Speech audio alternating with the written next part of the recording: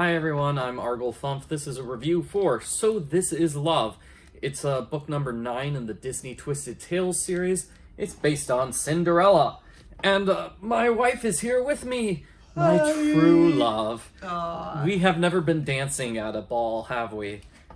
Except our own wedding. I wouldn't call that dancing, though. I wouldn't call that a kingly ball either. I'd call that a hot mess. But anyway, that's neither here nor there. Ouch. Okay, so I really enjoyed this book. I thought it was great. So the premise, the twist is that Cinderella never tried on the glass slipper. And I feel like this works compared to some of the other twists where you kind of have to like, what is it doing? But how does that make? That doesn't make any sense. Okay, never mind. Then I'm wrong. And be like, oh, I didn't put on the necklace. No. Like, It's the scene where she has to put on the glass slipper to indicate that she's the mysterious woman from the ball. But that part. So the ending part. So she didn't try on the slipper then. Okay, so it's all exactly the same except for that. Yeah, sorry. I thought that was obvious from the question. From the premise, but maybe it isn't obvious, and I'm wrong about that. But yeah, Cinderella is just locked up in the tower the whole time, and she does not escape like she does in the movie. And one of the good things, though, is like that's not like the first 100 pages of the book is like a recap of the movie. It does go into like the first. Something the movie doesn't really do. We don't get to see, like, the conversation between Cinderella and the prince at the ball. It's mostly, isn't that just, like, a musical number, really? Yeah, it's basically just assumed. Yeah, so I did like how this book kind of went into that conversation. And then it had, like, 1 to 2 chapters of Cinderella at home and getting locked in the tower and not being able to, do anything? Yeah.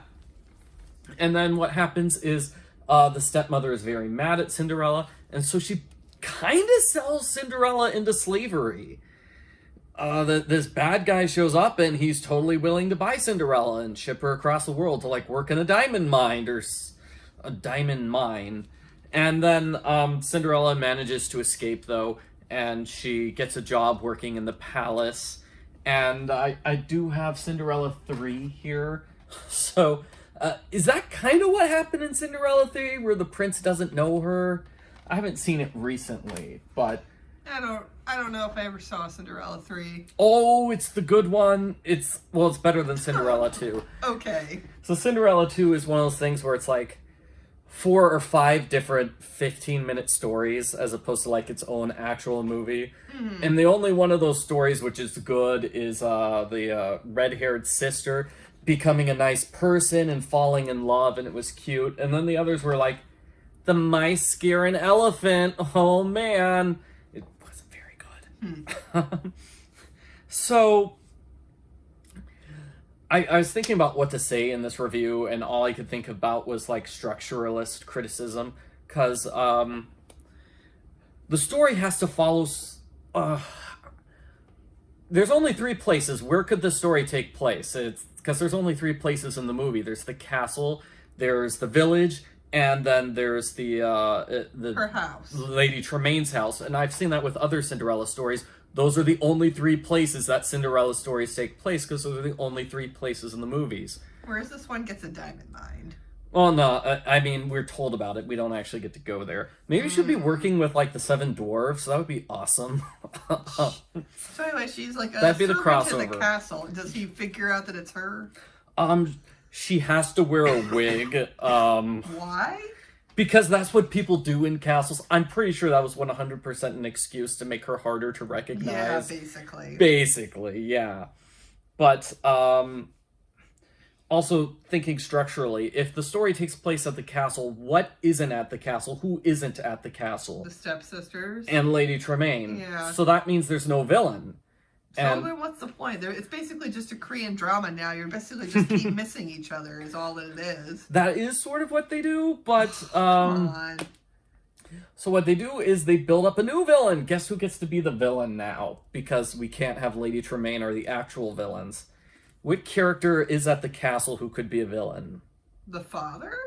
Ooh, no, it's his advisor, Lord Frederick, the Grand Duke not Ferdinand. So, Archduke Frederick, the black guy with the yes, the advisor. Okay, black-haired guy with is it just because he doesn't want her marrying a poor girl because of political alliances? Is that what it is? Yeah, it goes into that. Apparently, he's been secretly manipulating the king for decades to put himself in charge of the country, and he wants to do a bunch of, quelch the peasant uprisings, and he wants the aristocracy to forever be in charge.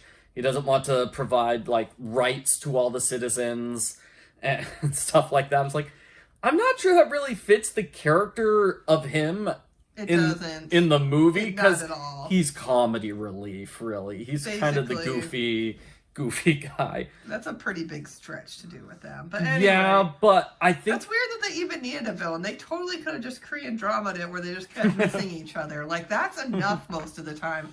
Or they could have had the villain be like rival female suitor for the prince.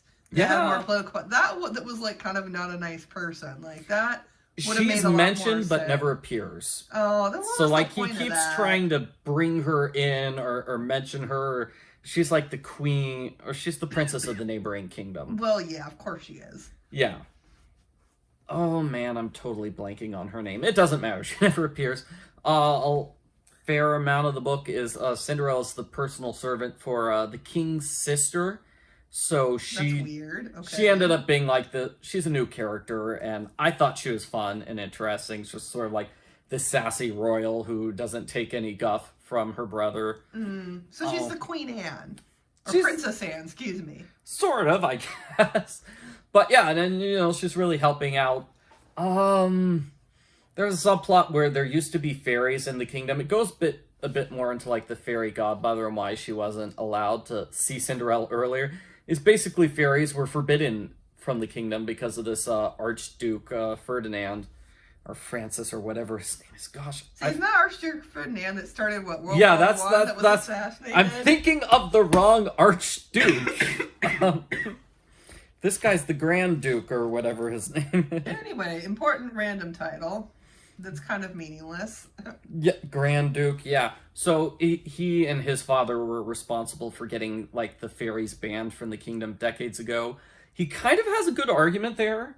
Because he brings up, like, Sleeping Beauty, not by name, but he's like, it's really terrible that you can have an evil witch just curse your baby for no reason, and that ruins the entire kingdom for, like, decades. And he's like, I'm like, yeah, that's actually a good point, though. It is, yeah. And same with Beauty and the Beast, where it's like, random person shows up when this guy's about to become king, everybody's cursed now.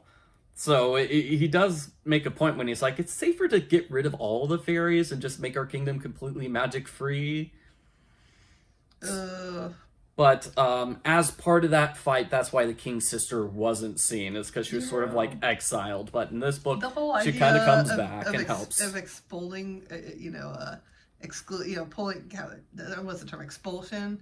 You're doing, you're expelling, there's the term for expelling people because they not because they have the potential to cause problems. Like, we're in a state that basically banned black people, like, during our founding, because it was better than trying to be part of that free versus slave state argument. And you know what? It was not the lesser of two evils. Not even a little bit. And so it's just, oh, man. We're in Oregon, by the way. That's what she's referring to. Yeah, we were founded shortly before the Civil War. Yeah, but we were neither free nor slave. We were just racist. So yeah, we tried to be Switzerland and stay out of the fight, but that didn't stop us from being terrible. Yeah, being terrible. This kind of feels like this is like the same moral equivalent. You're basically just being a terrible person. I feel like it's also part... He's probably felt a little jealous that he didn't have magical powers. Well, yeah. Maybe. But that's the same question with the Twisted Tales version for the Beauty and the Beast one. It's like, these people have magic. Why are they able to get their butts kicked by the non-magical people so easily? I know that was a question in Harry Potter. No, it wasn't a question in Harry Potter, actually. About it's a question in every case whenever there's a story of magical people getting beaten by non-magical people. Like, Mm-hmm. How did this happen? And you know what most of the time the answer is? Magic. Yeah, no, I liked it in Harry Potter where the Prime Minister's like, hey, it's like, you guys have magic. How are you not able to stop this threat to the country? And the Minister of Magic's like, yeah, Voldemort and his fighters, they have magic too. That's why we can't stop them within like 2 weeks. What a British argument. Yeah. Anyway, getting off topic, thought it was a nice book. Cinderella ends up meeting the prince. I mean, she knows him. He ends up recognizing her, and they get closer together.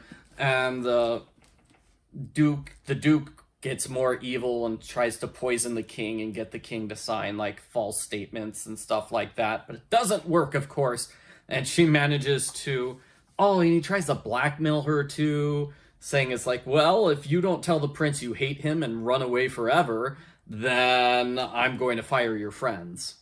And there's a couple of other balls too. At one of the balls, the Lady Tremaine and the stepsister show up and they try to make a big public scene, but that doesn't work. That doesn't stop Cinderella. I did like how the prince had more personality in this, because he's like barely in the original Cinderella. Is he a Ken in the original? He is definitely a Ken he is not his own personality. He is just there to be the dream treasure prize that Cinderella gets at the end. Whereas that's one of the reasons why Cinderella 3 was good. You see the picture of him here.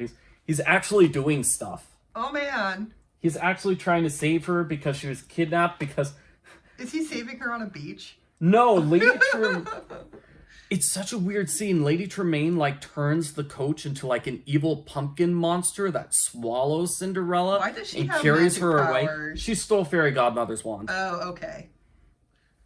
I don't know why I'm okay. So I would recommend this book if it sounds interesting. I'd also recommend the movie if it sounds interesting.